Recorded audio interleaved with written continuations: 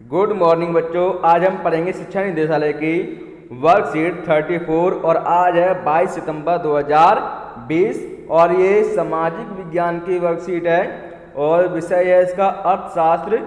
कक्षा 9th की worksheet है ये और अर्थशास्त्र के अंतर्गत हम पाठ 3 का अध्ययन करेंगे। निर्धनता एक चुनौती।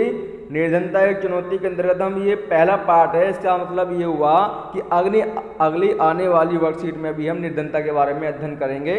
निर्धनता का मतलब होता है गरीबी। सिंपल भाषा में उसको क्या कहेंगे? गरीबी, निर्धनता को। तो हमें अपने आसपास बहुत से ऐसे लोग दिखाई देते हैं जो बहुत गरीब हैं। गांव में भूमिहीन कृषि मजदूर, जिनके पास गांव में जो रहते हैं उनके पास कृषि करते हैं और उनके पास भूमि नहीं है। दैनिक मजदूरी करने वाले यानी कि डेली मजदूरी करने वाले, डेली का उनको वेतन प्राप्त होता है। रिक्शा चालक, कूड़ा बीनने वाले, भिखारी, बेसहारा अनाथ, फुटपाथ या शहरों की झुग्गियों में रहने वाले ऐसे लोग जो अपनी रोजाना की ज़रूरतों को पूरा करने में भी असमर्थ हैं, यानी कि वो अपना भोजन ग्रहण नहीं कर सकते, पौष्टिक भोजन नहीं कर सकते, रहने के लिए उनके पास मकान नहीं है, तो उनकी जो रोजाना की ज़रूरतें हैं वो भी उनको प्राप्त नहीं होती। निर्धनता का क्या अर्थ है? भुखमरी और आश्रय का ना होना, यानी कि भरपेट पौष्टिक भोजन ना मिलना और रहने के लिए मकान ना मिलना। यह एक ऐसी स्थिति भी है जब माता पिता अपने बच्चों को विद्यालय नहीं भेज पाते या कोई बीमार आदमी इलाज नहीं करवा पाता। यानी गरीबी के कारण माता पिता अपने बच्चों को पढ़ाना तो चाहते हैं परंतु वे गरीबी के कारण जो है अपने बच्चे को विद्यालय में नहीं भेज पाते और ना ही कोई गरीब व्यक्ति अपना इलाज करवा पाता है। निर्धनता का अर्थ स्वच्छ पेयजल और सफाई की सुविधा का अभाव, नियमित रोजगार की कमी, न्यूनतम शालीनता स्तर का अभाव, असहायता की भावना के साथ जीना भी है। यानी कि जो गरीब होता है, निर्धन होता है, उसे पीने के लिए अच्छा पानी नहीं मिलता, स्वस्थ पेयजल नहीं मिलता और वहाँ पर जहाँ पे वो रहते हैं वहाँ पे क्या होती है? गंदगी रहती है, तो सफाई की सुविधा का अभाव होता है और उसको नियमित रोजगार भी नहीं मिलता, यानी कि डेली मजदूरी पे काम करते हैं। और न्यूनतम शालीनता स्तर का अभाव, यानी कि उनका जो रहने का, खान पान का स्टेटस भी ढंग का नहीं होता और उन्हें हमेशा असहायता की भावना सताती रहती है, यानी कि कोई उनकी हेल्प भी नहीं करता है। निर्धनता जो है वो ऐसी स्थिति है जहाँ पर कोई किसी व्यक्ति की हेल्प भी नहीं करना चाहता, यानी कि जो गरीब लोग होते हैं उनको दीनहीन समझते हैं और उनकी सहायता भी नहीं होती। निर्धन लोग ऐसी स्थिति में रहते हैं जिसमें उनके साथ सभी स्थानों पर दुर्व्यवहार होता है। कोई भी निर्धनता में जीना नहीं चाहता, यानी कि निर्धन लोगों के साथ में जहाँ पे भी वो जाते हैं उनके साथ क्या होता है? गलत व्यवहार होता है, हमेशा उसको दृष्टि से देखा जाता है। कोई भी व्यक्ति निर्धनता में जीना यानी गरीबी में जीना नहीं चाहता है, गरीबी में भी कोई भी जीना नहीं चाहता। अब आय और उपभोग के स्तर के साथ निर्धनता को निरक्षरता स्तर, यानी कि पढ़ाई लिखाई के आधार पर, कुपोषण के कारण रोग प्रतिरोधी क्षमता की कमी, स्वास्थ्य सेवाओं की कमी, रोजगार के अवसरों की कमी, सुरक्षित पेयजल एवं स्वच्छता तक पहुंच की कमी आदि जैसे अन्य सामाजिक सूचकों के माध्यम से भी देखा जाता है। यानी कि आय और उपभोग, यानी कितना व्यक्ति कमाता है और कितना खर्च करता है, उसके आधार पर भी गरीबी को देखा जाता है। दूसरा कि वो पढ़ा लिखा है या नहीं, अपने बच्चों को पढ़ा सकता नहीं पढ़ा सकता, उसके आधार पर भी गरीबी को नापा जाता है। और कुपोषण के कारण रोग प्रतिरोधी क्षमता की कमी, यानी कि अगर उनसे पौष्टिक भोजन नहीं मिलता तो क्या हो जाता है? कुपोषित हो जाता है, यानी कि जैसा शरीर होना चाहिए वैसे शरीर नहीं हो पाता और हमेशा वो क्या रहता है? बीमार पड़ा रहता है, क्योंकि उसकी रोग प्रतिरोधक क्षमता नहीं होती उसके पास और स्वास्थ्य सुविधाओं की उसके पास क्या होती है? कमी होती है और रोजगार उसको नियमित नहीं मिलता और पीने के लिए अच्छा स्वस्थ जल नहीं मिलता, स्वच्छ जल नहीं मिलता, सुरक्षित पेयजल नहीं मिलता। और स्वच्छता तक पहुँच की कमी आदि, इन सब स्तरों पर गरीबी को देखा जाता है। अब आता है सामाजिक अपवर्जन यानी कि समाज से अलगाव।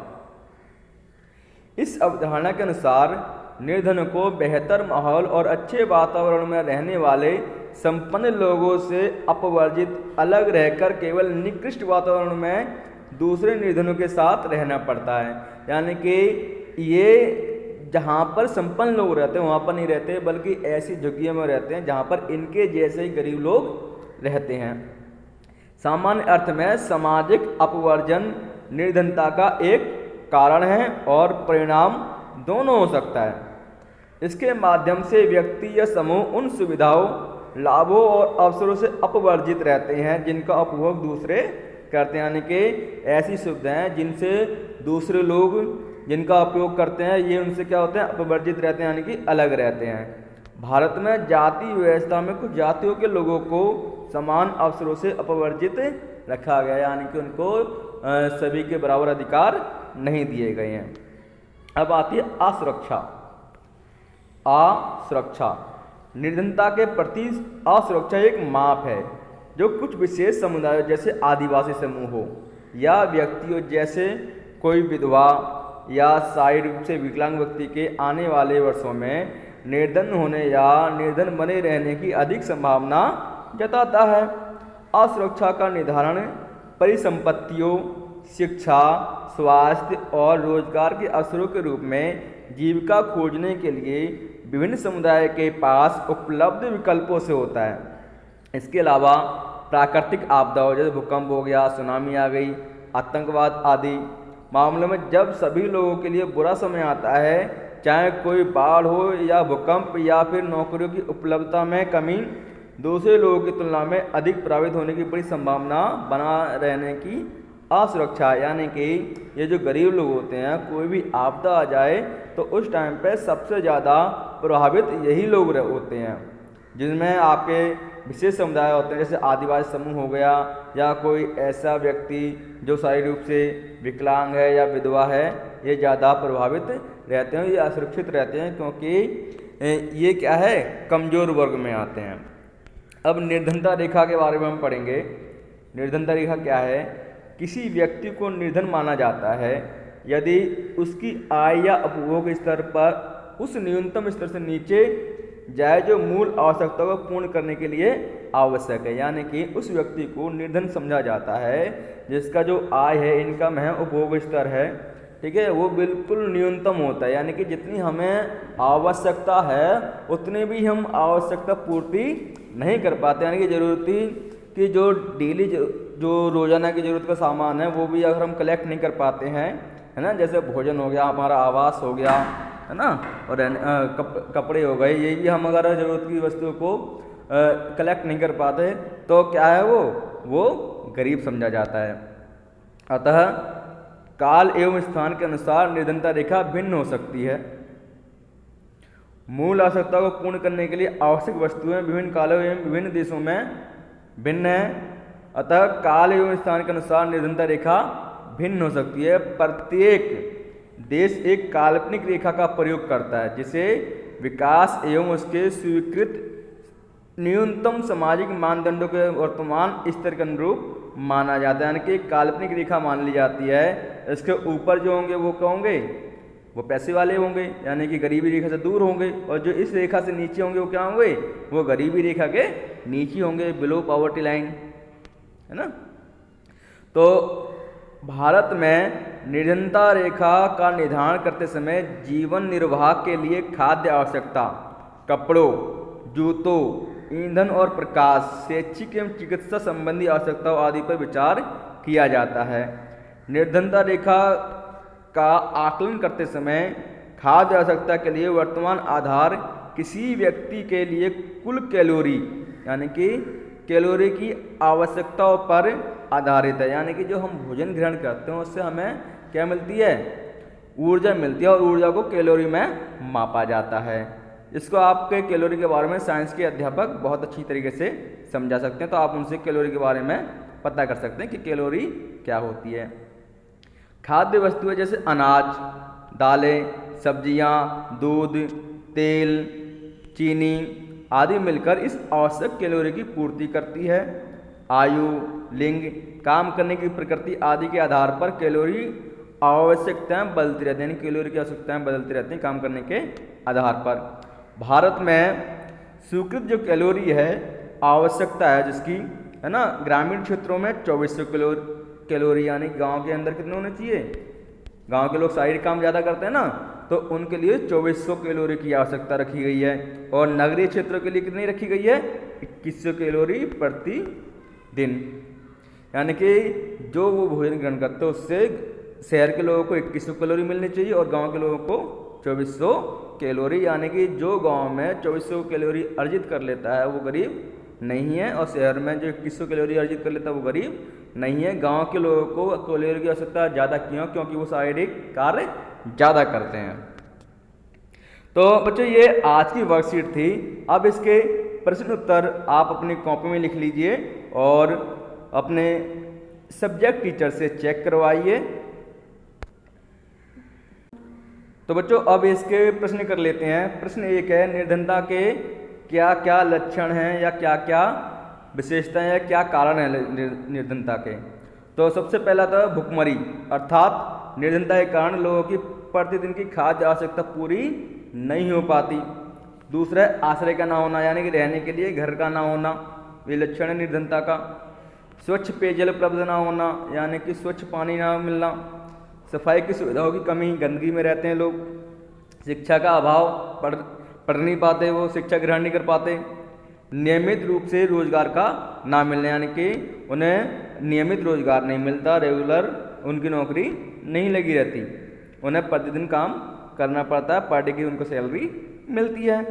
प्रश्न नंबर 2, निर्धनता से लोगों का जीवन किस प्रकार प्रभावित होता है, यानी गरीबी से लोगों का जीवन कैसे प्रभावित होता है। तो निर्धनता के कारण विभिन्न प्रकार से लोगों का जीवन प्रभावित होता है। पहला तो वह है कि निरक्षरता का बढ़ना, अर्थात धन के अभाव के कारण निर्धन लोग अपने बच्चों को शिक्षित नहीं कर पाते, यानी कि गरीबी के कारण माँ बाप जो है अपने बच्चों को नहीं पढ़ा पाते। कुपोषण के कारण रोग प्रतिरोधी क्षमता की कमी, यानी कि उन्हें पौष्टिक भोजन नहीं मिलता तो क्या होता है, उनकी शारीरिक क्षमता जो है कम हो जाती है और वो अक्सर बीमार पड़े रहते हैं। रोजगार के अवसर की कमी, उनको रोजगार भी प्राप्त नहीं होता, नौकरी नहीं मिलती उनको। सुरक्षित पेयजल एवं स्वच्छता तक पहुंच की कमी, साफ सफाई भी नहीं रहती वो, और उन्हें पीने के लिए स्वच्छ पानी नहीं मिलता। सभी स्थानों पर निर्धन लोगों के साथ दुर्व्यवहार का होना, और जहां भी वो जाते हैं उनके साथ में क्या होता है, गलत व्यवहार किया जाता है। प्रश्न नंबर 3 है, सामाजिक अपवर्जन और निर्धनता किस प्रकार एक दूसरे का कारण और परिणाम दोनों है, यानी कि सामाजिक अपवर्जन और निर्धनता एक दूसरे के कारण और परिणाम कैसे हैं। तो उत्तर है इसका, निर्धनों को बेहतर माहौल और अच्छे वातावरण में रहने वाले संपन्न लोगों से अपवर्जित, यानी कि अलग रहकर केवल निकृष्ट वातावरण में, यानी कि गंदगी में दूसरे निर्धन लोगों के साथ में रहना पड़ता है। इस प्रकार सामाजिक अपवर्जन और निर्धनता एक दूसरे का कारण और परिणाम दोनों हैं। प्रश्न नंबर 4 है, निर्धनता रेखा को निर्धारित करते हुए किन किन बातों का ध्यान रखा जाता है। तो सबसे पहला तो ये कि जीवन निर्वाह के लिए आवश्यक खाद्य पदार्थ का उपलब्ध होना, है ना, अच्छा भोजन मिले, हरी सब्जियां मिले, दाल मिले खाने के लिए, है ना, पौष्टिक भोजन मिले खाने के लिए। कपड़ों, जूतों तथा अन्य मूल आवश्यकताओं का पूरा होना। तीसरा, ईंधन तथा प्रकाश की सुविधा की उपलब्धता होना। चौथा, स्वास्थ्य एवं चिकित्सा संबंधी सुविधाओं की उपलब्धता होना। पांचवा, शैक्षिक सुविधाओं की उपलब्धता, यानी कि उन्हें पढ़ने के लिए सुविधाएं प्राप्त की जाएं। ये बेटा मैं छोटा क्वेश्चन लिखवा रहा हूँ, परंतु अगर आपके 5 नंबर का क्वेश्चन आता है तो आप इन क्वेश्चन को डिटेल में लिखना है आपको। पांचवा प्रश्न है, निर्धनता किस प्रकार एक सामाजिक और आर्थिक चुनौती बनती है, अपने विचार लिखिए। तो अगर ये भी 5 नंबर का क्वेश्चन आता है तो इसको आपको डिटेल में लिखना है। ये सिर्फ आपकी हेल्प के लिए ये आंसर मैं आपको बता रहा हूँ। निर्धनता एक सामाजिक और आर्थिक चुनौती है क्योंकि निर्धनता के कारण समाज 2 भागों में बट जाता है, संपन्न वर्ग और निर्धन वर्ग, यानी कि अमीर और गरीब वर्ग में। यह इन दोनों वर्गों के मध्य इस प्रकार की असमानता को जन्म देता है जो सामाजिक विकास को प्रभावित करता है। इसलिए समाज में आर्थिक तथा सामाजिक समानता का होना आवश्यक है। समाज को एक साथ रखने व विकास करने के लिए समाज में एकता आवश्यक है।